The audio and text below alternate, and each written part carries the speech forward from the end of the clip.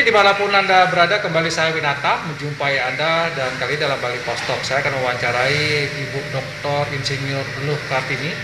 Beliau adalah Ketua Forum Danau Nusantara.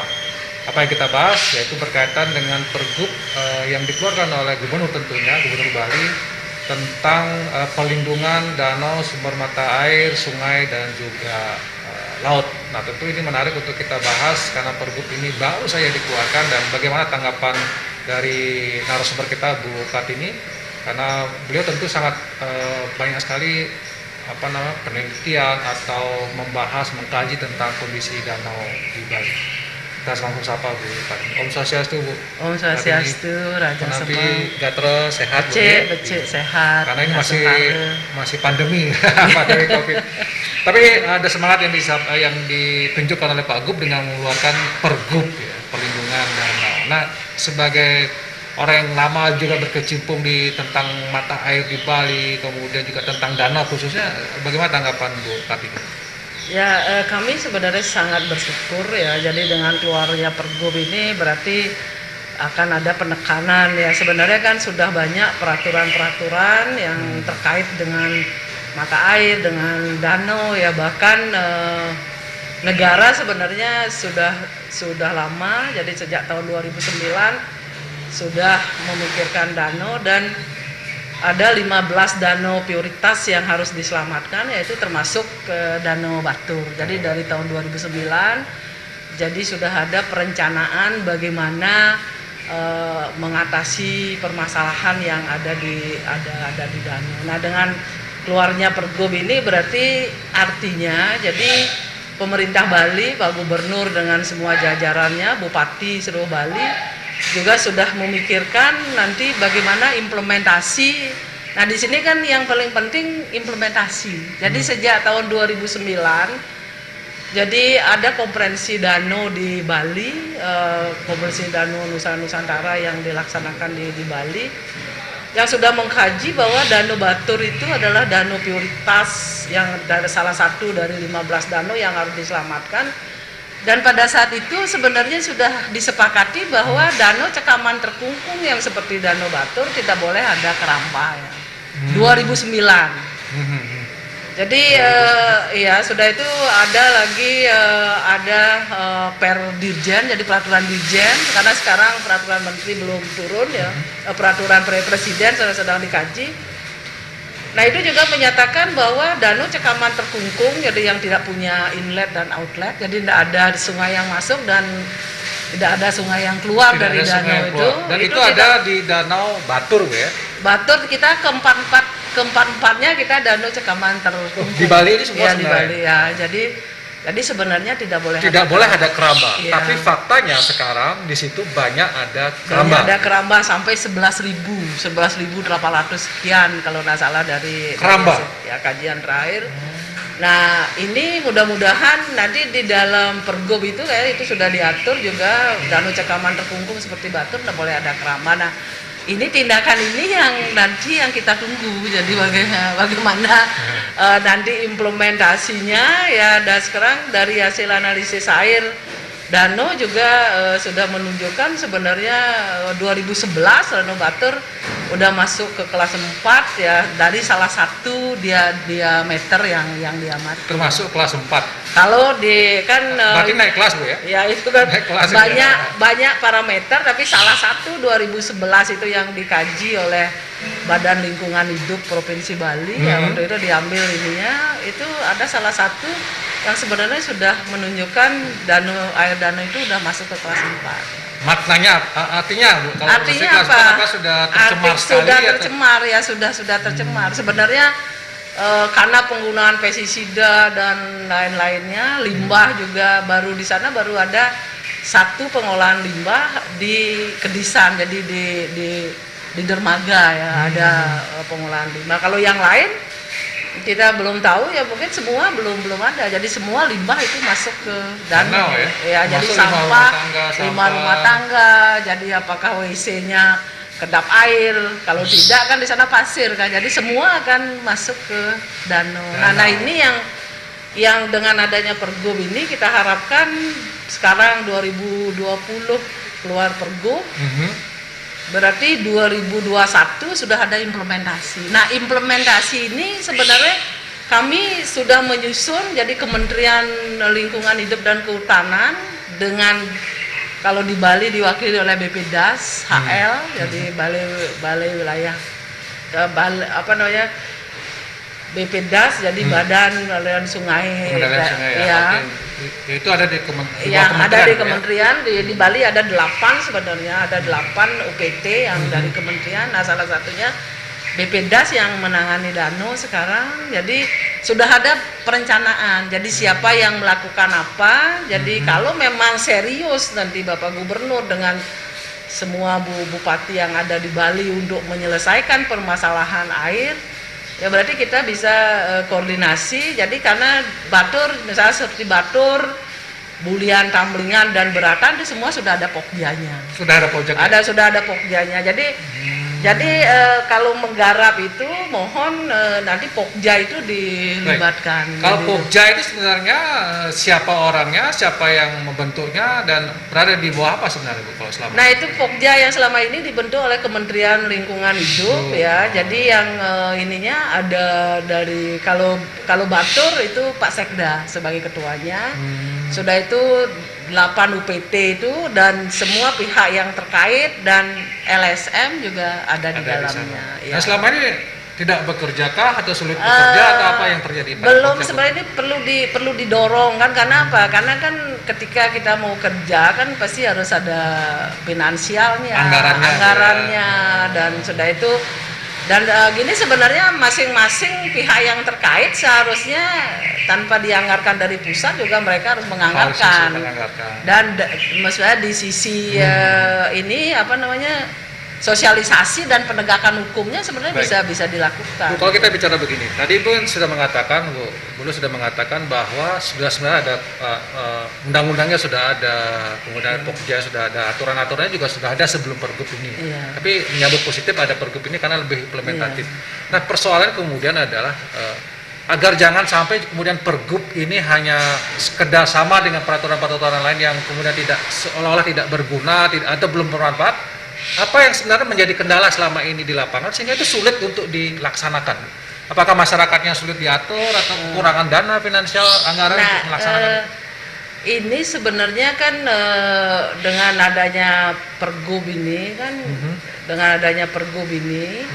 artinya kan pemerintah jadi dia bawa komando Pak Gubernur, karena ketiga RP rencana pengelolaan danau itu sudah diserahkan oleh Menteri Lingkungan Hidup kepada Gubernur melalui Pak Sekda. Jadi tahun yang lalu 2019 jadi sudah diserahkan, jadi berupa rencana pengelolaan danau. Jadi yang sudah ditandatangani oleh Ibu Menteri, sudah itu sekarang dilimpahkan ke provinsi karena ini harus bekerja sama. Jadi antara masyarakat, pemerintah daerah dan pemerintah pusat bersama-sama untuk menyelesaikan masalah yang ada di danau gitu. Nah permasalahannya, sekarang ini kan misalnya seperti masalah hal yang kecil kerambah. Sebelum kita mengeluarkan kerambah ini, kami minimal lah sebenarnya 2017 kita sudah minta moratorium ya. Waktu itu kalau tidak salah jumlahnya antara 7.000 sampai 8.000 ya 2017.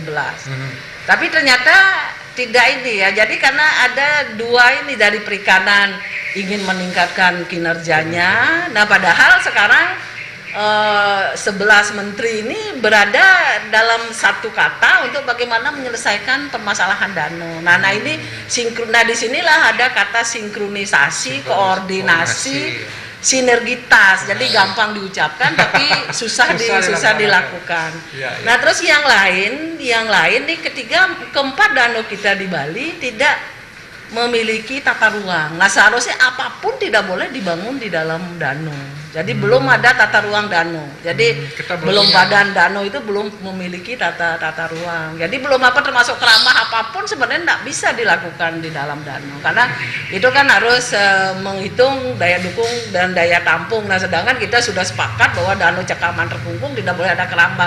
Seharusnya sejak tahun 2009 kalau kita komitmen menegakkan peraturan itu kerambah tidak boleh ada di situ. Iya. Tapi ternyata, nah dalam kita sangat kita akui ya, jadi sangat lemah dalam penegakan peraturan. Jadi sebenarnya semua sudah diatur, sempadan danau 50 meter, jadi tidak boleh ada membangun di situ, dan semua sudah ada itu, dan hutan lindung, hutan konservasi yang di atasnya tidak boleh dirambah, tapi ketika ada yang merambah, jadi tidak ada yang menegakkan peraturan, dan akhirnya melebarlah. Akhirnya kan masalah yang paling berat di Danau Batur itu adalah sedimentasi. Sedimentasi juga. Iya, sedimentasi parah juga. Nah di sini juga di peraturan ini kan ada perlindungan mata air, sungai. Sudah itu laut. Nah ini juga sama masalahnya.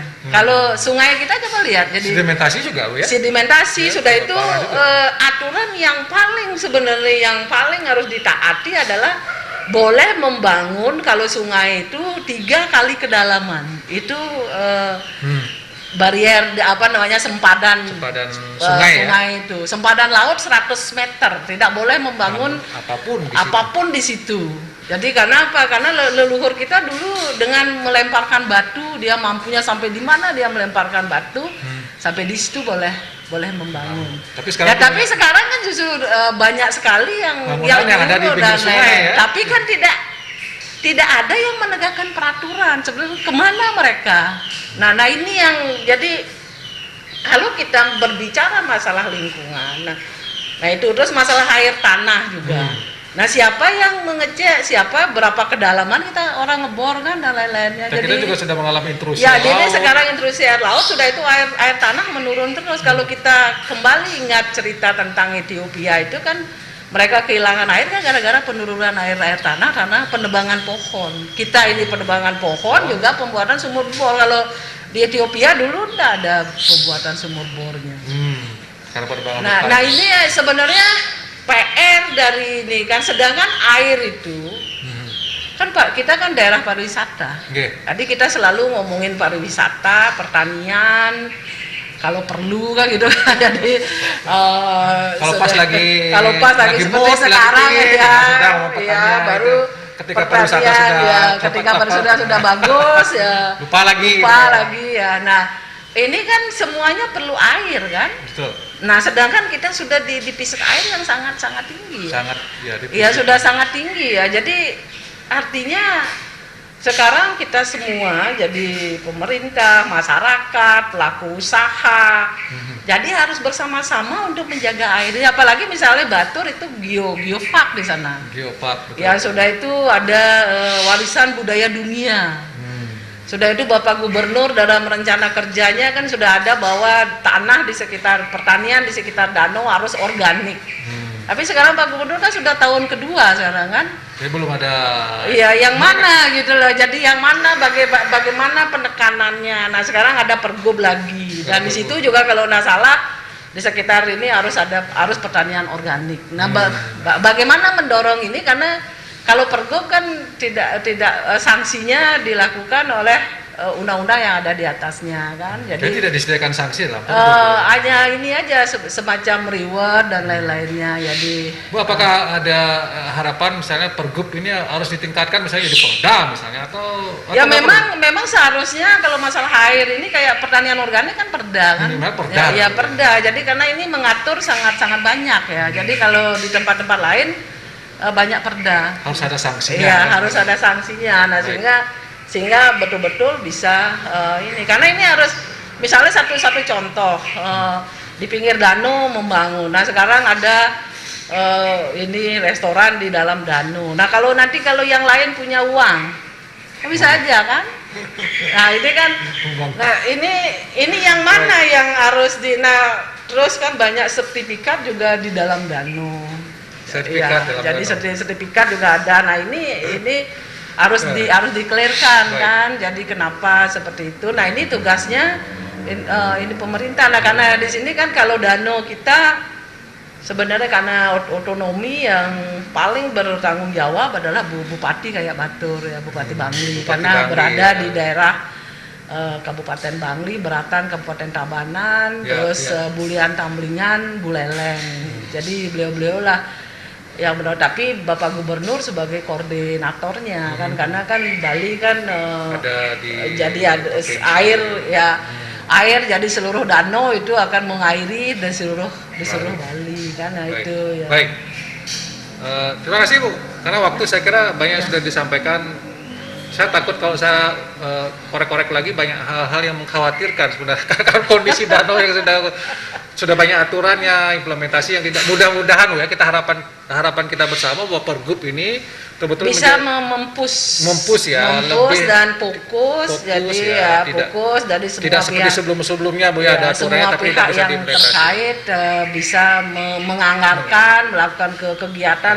Itulah jadi yang Dan anggarannya yang penting juga. Bu, yang ya. anggaran itu yang penting sekali adalah koordinasi, Baik. sinergitas dan ini apa namanya, mereka harus berkolaborasi Berkolaborasi. dalam menyelesaikan Saya masalah sepakat ini. dengan Bu Luh tadi, gampang diucapkan tapi susah untuk Ya. dilaksanakan. Baik, terima kasih Bu Luh. Dan demikian tadi wawancara saya dengan Bu Luh Kartini. Beliau adalah Ketua Forum Danau Nusantara ya, dan juga sering melakukan pertanian organik juga. Beliau sangat paham sekali dengan kondisi danau batur dan segala macam kekhawatiran beliau. Mudah-mudahan dengan Pergub ini betul-betul bisa menjadi titik pacu bagi pemerintah Provinsi Bali, khususnya Pak Gub, untuk bagaimana menegakkan aturan menyelamatkan danau, karena danau adalah sumber mata air untuk seluruh Tournya tanah Bali, Bali ya. ya Baik. tournya Bali. Demikian wawancara saya, sampai jumpa di Bali Post Talk berikutnya.